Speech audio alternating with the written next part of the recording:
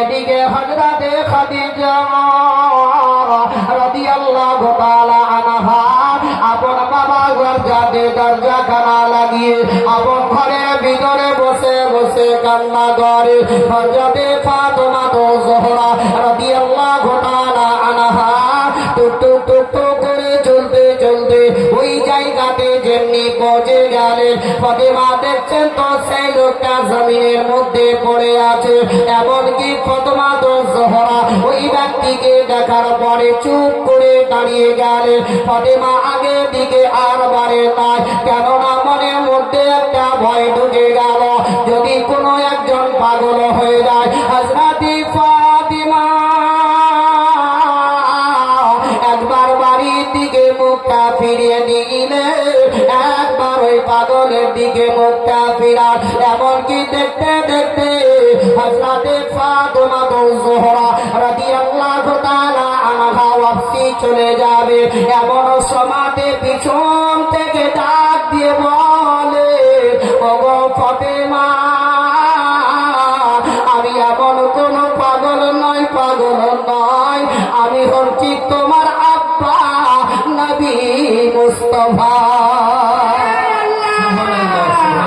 বিশ্বের নবী আমার জমিনের মধ্যে পড়ে আছে, নবীর শরীরের জামাটা রক্তে লাল হয়ে আছে, মাথার চুল গুলা এলোমেলো। হযরতে ফাতেমা জোহরা রাদিয়াল্লাহু তাআলা আনহা কাঁদতে কাঁদতে তিনার আব্বা নবী মুস্তাফার কাছে চলে গেলেন। দয়ার নবী মুস্তাফা বলে, ওগো বেটি ফাতেমা, আর কাঁদো না, এত চোখের পানিটা বন্ধ করো। আমি নবী মুস্তাফা গো, আমি সব কিছু বরদাস্ত করতে পারি রে মা, তবে তোমার চোখের পানি বরদাস্ত করতে পারি না, একটু তুমি কান্নাটা বন্ধ করো। ফাতেমা জোহরা রাদিয়াল্লাহু তাআলা আনহা বলেন, ইয়া রাসূলুল্লাহ, ইয়া হাবিবাল্লাহ, নবী গো, আপনার এই অবস্থাটা কেন? একবার আপনি বলুন না কেন, আপনার প্রতি কে এমন অত্যাচার করেছে গো? দয়ার নবী আমার বললেন, ফাতেমা, একটু তুমি চোখের পানি বন্ধ করো। ফাতেমা, আমি আর সহ্য করতে পারি না। তবে ফাতেমা, তারা না চিনতে পেরে, না বুঝতে পেরে আমার প্রতি তারা অত্যাচার করেছে। ভাই, বিশ্বের নবীর বেটি ফাতেমা জোহরা রাদিয়াল্লাহু তাআলা আনহা কখনো কখনো নবীকে আব্বা বলে ডাকতেন, নচেত বলতেন ইয়া রাসূলুল্লাহ। আর আজ আমরা কি এমন এমন লোক আছে বুঝলেন, আমরা যে নবী কয়া ছিল বলে না, বইয়া ছিল, কয়া ছিল তার বুঝতে পারে না বাংলা ভাষা, হয়তো বলে ছিল তাছাড়া ভাষাটা আমরা কহি। তো ওই বলেছিল ভাষাটা না বলে রাসূল বলেছিলেন। আদবের সহিত কথাটা আমরা যে বলবো সেটাই তো আমরা আজকে শিখতে পারছি না। নবীর বেটি ফাতেমা জোহরা রাদিয়াল্লাহু তাআলা আনহা তিনি কখনো কখনো বলতেন আব্বা বলে ডাকতেন, নচেত বলতেন ইয়া রাসূলুল্লাহ। তাহলে বলুন, বিশ্বের নবীর বেটি যদি বলতে পারেন ইয়া রাসূলুল্লাহ, তাহলে আমরা কোন মানুষ বলুন? বিশ্বের নবী বলছেন, ওগো ফাতেমা, ওই ইহুদিরা আমাকে না চিনতে পারার কারণে আমার প্রতি তারা অত্যাচার করেছে। আল্লাহর নবী দুজাহানের রাজা জনাবে মুহাম্মদ রাসূলুল্লাহ সাল্লাল্লাহু তাআলা আলাইহি ওয়াসাল্লাম বললেন, ও ফাতেমা, তবে এমন একদিনে এমন এক জামানা আসবে গো ফাতেমা, সেই সমাজে তোমার আব্বার নাম খানা গাছপালা তরলতা নদ নদী কীট পতঙ্গ সারা বিশ্বের মানুষ পড়বে জোরে জোরে পড়ুন একসঙ্গে লা ইলাহা ইল্লাল্লাহ, জিকির করো লা ইলাহা ইল্লাল্লাহ, লা ইলাহা ইল্লাল্লাহ, লা ইলাহা ইল্লাল্লাহ মুহাম্মাদুর রাসূলুল্লাহ সাল্লাল্লাহু তাআলা আলাইহি ওয়াসাল্লাম। হযরতে নবীকে নিয়ে টুকটুক করে বাড়ির দিকে রওনা হয়ে গেলেন। দয়ার নবী মুস্তাফাকে নিয়ে হযরতে খাদিজা রাদিয়াল্লাহু তাআলা আনহার দরজাতে গিয়ে নবী আমার একটা আওয়াজ দিলেন, এক আওয়াজে খাদিজা দরজাটা খুলে দিলেন। সঙ্গে সঙ্গে হযরতে খাদিজা রাদিয়াল্লাহু তাআলা আনহা বিশ্বের নবীর দিকে তাকে তাকে দেখতে লাগলেন। শরীরের জামাটা রক্তে লাল হয়ে আছে, মাথার চুলগুলা এলোমেলো হয়ে আছে। হযরতে খাদিজা বলেন, ইয়া রাসূলুল্লাহ, ইয়া হাবিবাল্লাহ, নবী গো, ওগো আমার স্বামী, মাথার মনে মাথার তারা, আপনার এই অবস্থাটা কেন? আপনার প্রতি এইভাবে কে এমন করে অত্যাচার করেছে? ইয়া রাসূলুল্লাহ, একটু বলো। দয়ার নবী বললেন, খাদিজা, তবে একটু তুমি কান্নাটা বন্ধ করো, আমি যে কথা জিজ্ঞাসা করব, খাদিজা তুমি আমার কথার উত্তরটা দিয়ে দাও। হযরতে খাদিজা রাদিয়াল্লাহু তাআলা আনহা বলেন, ইয়া রাসূলুল্লাহ, এমন কি কথা বলবেন, বলুন না কেন? বলে, খাদিজা, তোমার দরজাতে যে মুহূর্তে যে সমাতে আমি এসে একটা আওয়াজ দিয়ে দিই আর এক আওয়াজে তুমি দরজাটা খুলে দাও, তবে তুমি কি দরজার মধ্যে দাঁড়িয়ে দাঁড়িয়ে দাঁড়িয়ে ইন্তজার করো? হযরতে খাদিজা বললেন, ইয়া রাসূলুল্লাহ, ইয়া হাবিবাল্লাহ, নবী গো, আপনার জন্য আমি 24 ঘন্টা দরজায় দাঁড়িয়ে দাঁড়িয়ে ইন্তজার করি, কারণ আপনি কোন সমাজে কোন মুহূর্তে আমার দরজায় আসবে। একটা আওয়াজের পরে দ্বিতীয় আওয়াজ যদি পড়ে যায়, তবে ওই দ্বিতীয় আওয়াজের জবাবটা আমি আল্লাহর দরবারে কি বলে দিব? সুবহানাল্লাহ, সুবহানাল্লাহ।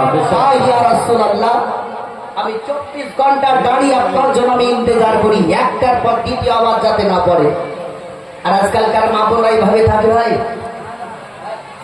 আজকালকার মেয়েরা বুঝলেন, বুঝেছেন?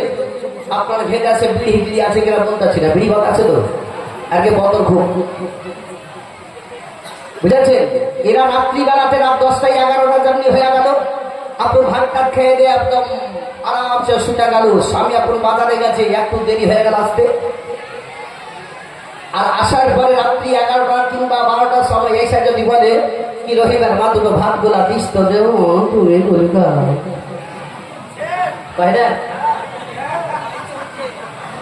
বলুন, জান্নাত পাওয়া সহজ নয়। ফাতেমার জীবনী কাহিনী ধরেছি আপনাদেরকে, যতটাই পারবো সময় সময় মতো ইনশাআল্লাহ আমি বলে চলে যাব। আজ মা বোনদেরকে বলবো, একটু শিক্ষা অর্জন করুন, পরিবর্তন হন। আজ আমরা তো রাস্তাঘাটে চলছি, তো কি আর বলবো বুঝলেন, আর ভুলে ফোলাফল বলা যাবে না, কিন্তু কেমন এমন কিছু কিছু ভদ্রলোক, মাস্টার বলেন, উকিল বলেন, জজ বলেন, টাকা পয়সাওয়ালা হলে বলেন, মোড়ল বলেন, মাস্টার বলেন, বড় বড় ঘরের মেয়েরা, যুবতী নারীরা করছে কি জানেন? টাকা পয়সা নিয়ে আপনার শপিং মহলে যাওয়ার পর একটা জিন্সের প্যান্ট আর একটা জিন্সের গাঞ্জি কিনে নিয়ে চলে আসে, শর্ট গাঞ্জি কিনে না? এরা রাস্তাঘাটে যখন চলে, জিন্সের প্যান্ট আর শর্ট গাঞ্জি পরে হাত খান যদি তার ভেতর নাভি পর্যন্ত দেখা যায়। আচ্ছা বলুন, একটা মেয়ে যদি এইভাবে চাদরখানা যদি না নিয়ে যায়, একটা যুবতী নারী যদি রাস্তা দিয়ে চলে যায়, আরে আপনার 30 বছর 20 বছরের যুবক বলেন না কেন, আপনার যদি 50 বছরের বুড়া যদি ওই মেয়েটাকে দেখে, দেখবেন এমনি নেয় হাজারি দেখি, দেখবে না? হ্যাঁ, তাহলে এগুলো কার ভুল? ওই মেয়েটির মা বাপের ভুল। যে স্ত্রী রাস্তাঘাটে যে মাথায় কাপড় দিয়ে চলে না, খোদার কসম করে বলবো, 3 থেকে 4 শ্রেণীর ওই মেয়েটির জন্য তার লোক জাহান্নামে যাবে। একটা মেয়ের জন্য 4 ব্যক্তি জাহান্নামে যাবে। 1 নাম্বার, যেই মেয়ে মাথায় কাপড় দিয়ে রাস্তাঘাটে চলে না, 1 নাম্বার হলো তার বাপ জাহান্নামে যাবে। 2 নাম্বার, তার স্বামী যাবে জাহান্নামে। 3 নাম্বার, তার বড় ভাই জাহান্নামে যাবে, 4 নাম্বার তার বড় ছেলে জাহান্নামে যাবে। এটা গিফট দেওয়া করে মনে করে রেখে দিন। যে মা বোনেরা মাথায় কাপড় দিয়ে ভেল চলে না, ভেলকি দিয়ে মাথার ভেল কি ওই শ্যাম্পু লাগিয়া খুব সুন্দর করে ঢিসকি ঢিসকি করতে করতে চলে যাচ্ছে, তাই না? যাও, কবরে যেদিন যাবে সেদিন বুঝতে পারবে কি আমার কি অবস্থা। কিন্তু বলবো আমি জোরহাত করে অনুরোধ করে আমার বাপজিদেরকে, যদি রোজ হাসরের মধ্যে পাকড়াও যদি হয় তো ওই মেয়েটির স্বামীকেই জবাবদিহি দিতে হবে।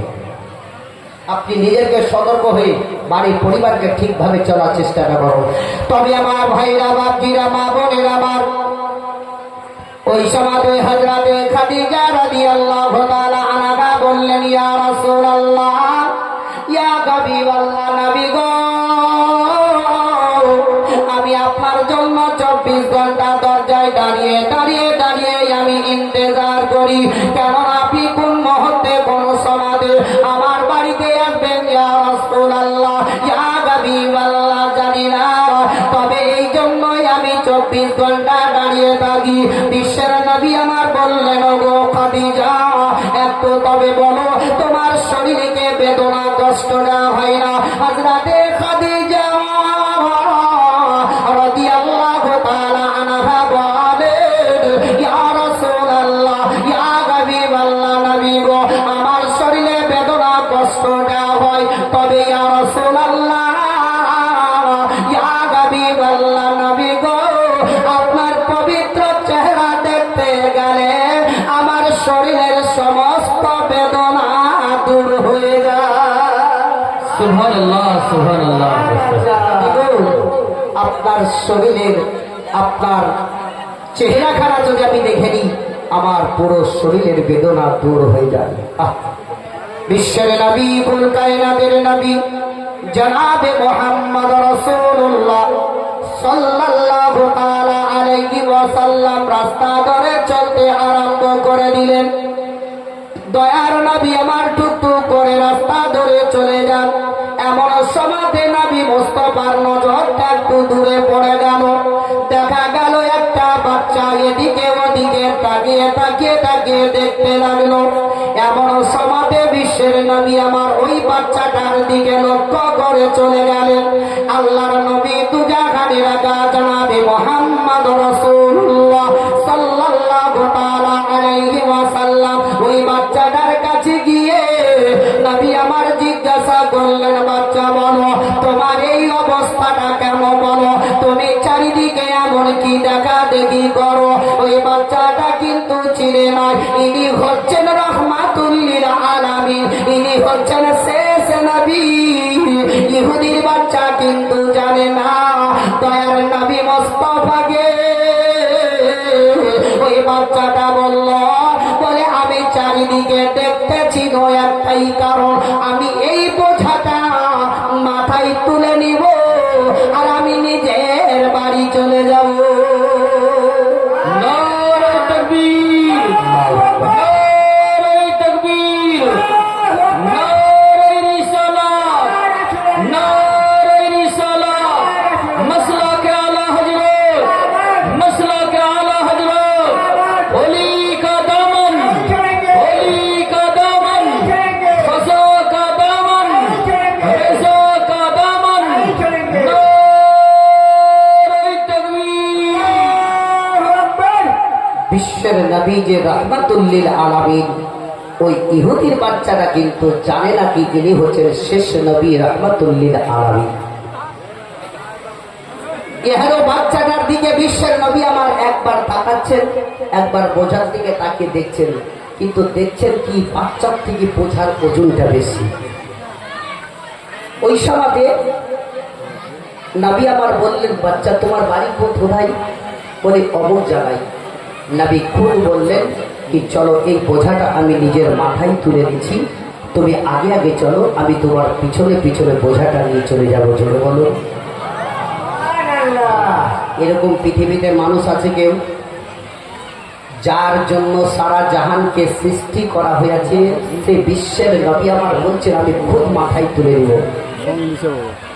আজকালকার পৃথিবীতে মেম্বার বলেন, প্রধান বলেন, উপপ্রধান বলেন, আর ভিডিও আর ভিডিও যাই কিছু বলেন, রাস্তা দিয়ে তারা যদি যায় আর একটা লোক যদি বলে কি ভাই এই বস্তাটা আমার মাথায় ছেড়ে দাও, দিবে তুলে?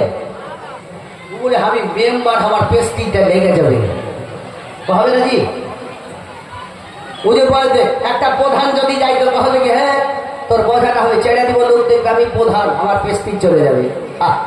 আরে যার জন্য সারা জাহান সৃষ্টি করা হয়েছে নবী বলছেন আমি নিজের মাথায় তুলে নিচ্ছি, তুমি আগে চলো আমি পিছনে যাচ্ছি। যেমন সাইড বলে আজি আমি নারে ঘরে, আজি আমি নারে ঘরে ভোর পরির মেলা রে, আজি আমি নারে ঘরে, আজি আমি নারে ঘরে ভোর পরির মেলা রে, আরে মোরের দোলাই দোলে নবী, নোরের দোলাই দোলে নবী, নবী সাল্লিয়া আলা রে, আজি আমি নারে ঘরে, আজি আমি নারে ঘরে ভোর পরির মেলা রে, নর নর চারিদিকে, নর নর চারিদিকে লক্ষ কোটি ফারিস্তা আগে পিছে, আরে গাঁথিছে মালা, আরে গাঁথিছে মালা সাল্লি আলা হলে মাতো আলা রে, আজি আমি নারে ঘরে, আজি আমি নারে ঘরে ভোর পরির মেলা রে। যে নবী মুস্তফার কারণে মেলা লেগেছিল, ও নবী মুস্তফা খোদ আপন বলতে আছেন চলো আমি মাথায় বোঝাটা তুলে দিচ্ছি। আল্লাহর নবী দুজাহানের আকা জনাবে মুহাম্মদ রাসূলুল্লাহ সাল্লাল্লাহু তাআলা আলাইহি ওয়াসাল্লাম মাথায় বোঝাটা তুলে নিলেন। জোরে বলুন ভাইরা দাঁড়িয়ে আছে সামনে বসে যাও, বসে যাও, যারা দাঁড়িয়ে আছে একটু বসে যান, কমিটি ছেলেরা যারা দাঁড়িয়ে আছে এখানকার, আর যারা ভাই একটু সামনে চলেছেন, ফাঁকা জায়গা তাহলে একটু পূরণ করে নেন। ভাই আমার অনেক লোক দাঁড়িয়ে আছে, একটু ফাঁকা জায়গা পূরণ করে নেন। বছর আপনাদের এখানে জালসাতে এসেও সেই আপনাদের মহব্বত ভালোবাসা পেয়েছিলাম, এই বছর ভালোবাসা এত কি সুন্দর ভাবে